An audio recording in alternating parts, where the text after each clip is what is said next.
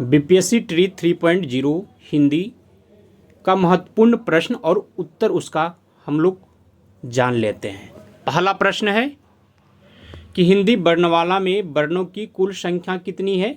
Option A में 50, B में 57 है, सी में है 52, डी में 55 है। तो इसका सही उत्तर हो जाएगा ऑप्शन सी, हिंदी वर्णमाला में वर्णों की कुल संख्या 52 है। तो ऑप्शन सी इसका सही उत्तर हो जाएगा। अगला प्रश्न है, इनमें से कौन सी ध्वनि अंतस्थ नहीं है। ऑप्शन ए में है वो, रो, बो, लो।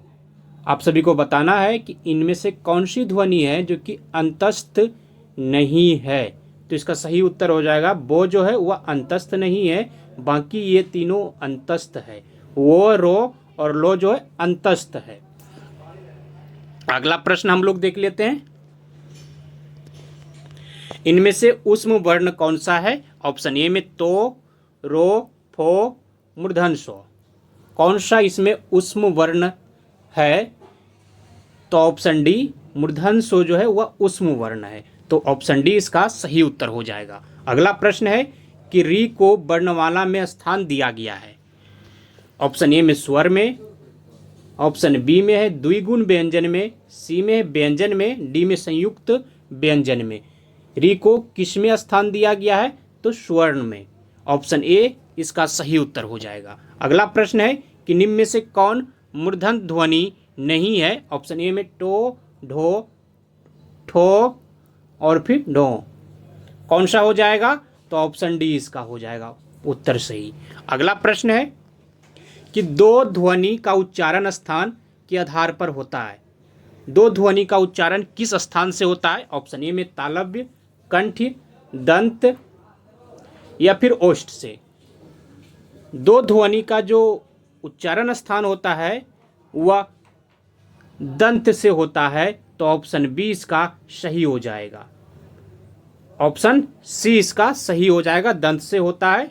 अगला प्रश्न है कि निम्न में से कौन सही नहीं है। ऑप्शन ए में है तो, थो दंत व्यंजन है, बी में है व्यंजन का उच्चारण बिना स्वर के हो सकता है, और सी में यो वो अर्ध स्वर है, और डी में तालव्य स्व, मूर्धन्य स्व, दंत स्व जो है वह ऊष्म व्यंजन है। इसमें बताना है कौन सा व्यंजन नहीं, इसमें बताना है कौन सा सही नहीं है। तो कौन सा सही नहीं है कि व्यंजन का उच्चारण बिना स्वर से हो सकता है, या कभी भी व्यंजन का उच्चारण स्वर से नहीं होता है। तो ऑप्शन बी इसका सही उत्तर हो जाएगा। अगला प्रश्न है, निम्न में कौन प्रकंपित व्यंजन है। ऑप्शन ए में चो, खो, रो, टो। बताना है इसमें कौन सा प्रकंपित व्यंजन है। तो प्रकंपित व्यंजन कौन सा है। तो रो है। तो ऑप्शन सी इसका सही उत्तर हो जाएगा। अगला प्रश्न है कि दंतोष्ठ से उच्चारित होने वाले व्यंजन है। ऑप्शन ए में है फो, वो, कोचो, योरो, टोठो। कौन सा हो जाएगा। ऑप्शन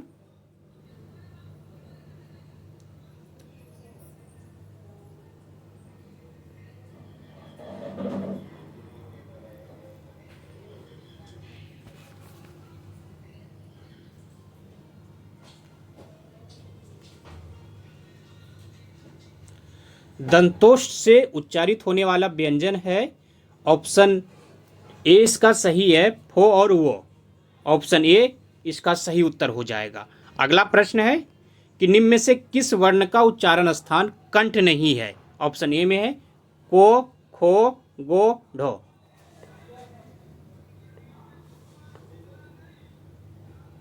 कौन सा उत्तर इसका सही हो जाएगा। Option D. अगला प्रश्न है, निम्न में से कौन संयुक्त वर्ण नहीं है। ऑप्शन ए में है अक्षो, ग्यो, त्रो, री। कौन सा संयुक्त वर्ण नहीं है। तो री जो है वह संयुक्त वर्ण नहीं है, बाकी तीनों संयुक्त वर्ण है, अक्षो, ग्यो और त्रो। अगला प्रश्न है कि निम्न में से कौन सही है। ऑप्शन ए में है अंगो, ढ को वर्णमाला में स्थान प्राप्त है, बी में पहला तथा तीसरा वर्ण महाप्राण होता है, और सी में चो, छो, जो, झो स्पर्श संघर्षी है, या फिर डी में है यो, रो, लो वो ऊष्म वर्ण है। कौन सा सही है इसमें ये बताना है। तो सही कौन सा है कि चो, छो, जो और झो जो है स्पर्श संघर्षी है। तो ऑप्शन सी इसका सही उत्तर हो जाएगा।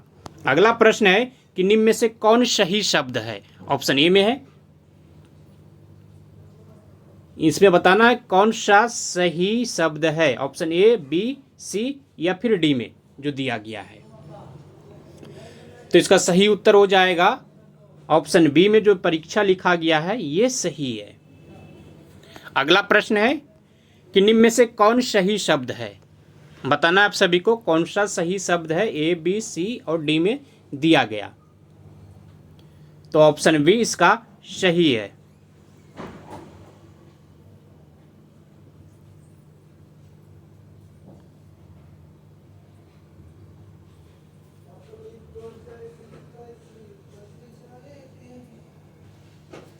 इसमें सभी सही लिखा गया है। अगला प्रश्न है कि का और प्लस ए से निर्मित रूप कौन सा हो सकता है। ऑप्शन ए में का, के, कै, को कौन सा हो जाएगा, तो के हो जाएगा। ऑप्शन बी इसका सही उत्तर है। अगला प्रश्न है कि ग और हर्षऊ से निर्मित रूप है कौन सा हो जाएगा, गु, गी, गु, गे कौन सा हो जाएगा। तो ऑप्शन बी यानी इसके अनुसार से ऑप्शन सी हो जाएगा इसका सही उत्तर। अगला प्रश्न है कि निम्न में से कौन सत्य है। ऑप्शन ए में है स्वर का उच्चारण स्वतंत्र रूप से होता है, बी में व्यंजन हमेशा स्वतंत्र रूप से उच्चारित होते हैं, सी में अनुस्वार तथा विसर्ग हिंदी में प्रयुक्त नहीं होते हैं और डी में व्यंजन दो प्रकार के होते हैं, हर्ष और दीर्घ। कौन सा इसमें सत्य है, स्वर का उच्चारण स्वतंत्र रूप से होता है, ये सत्य है। ऑप्शन ए इसका सही हो जाएगा। अगला प्रश्न है इसमें ऊष्म ध्वनि कौन सा नहीं है। ऑप्शन ए में तालप सो, मूर्धन सो, दन सो और फिर सी में झ। झ जो है वह ऊष्म ध्वनि नहीं है, बाकी तीनों ऊष्म ध्वनि है। और पूछ रहा है कौन सा नहीं है, तो झो नहीं होगा। अगला प्रश्न हम लोग देख लेते हैं कि अनुतान का संबंध है। ऑप्शन ए में उच्चारण के समय से, बी में उच्चारण के उतार चढ़ाव से, सी में उच्चारण में निकली वायु से और डी में उच्चारण के कंपन से। अनुतान का संबंध किससे है, तो अनुतान का संबंध जो है वह उच्चारण के उतार चढ़ाव से है। तो ऑप्शन बी इसका सही उत्तर हो जाएगा। अगला प्रश्न है कि निम्न में से कौन सही है। ऑप्शन ए में है अल्प प्राण में मुख से वायु की कम मात्रा निकलती है, बी में महाप्राण में मुख से वायु की कम मात्रा निकलती है, या फिर अल्प प्राण में खास स्वर का बल पड़ता है और डी में महाप्राण में शब्द का प्रथम स्वर पर बल पड़ता है। कौन सा हो जाएगा, तो अल्प प्राण में मुख से वायु की कम मात्रा निकलती है, ये सही है।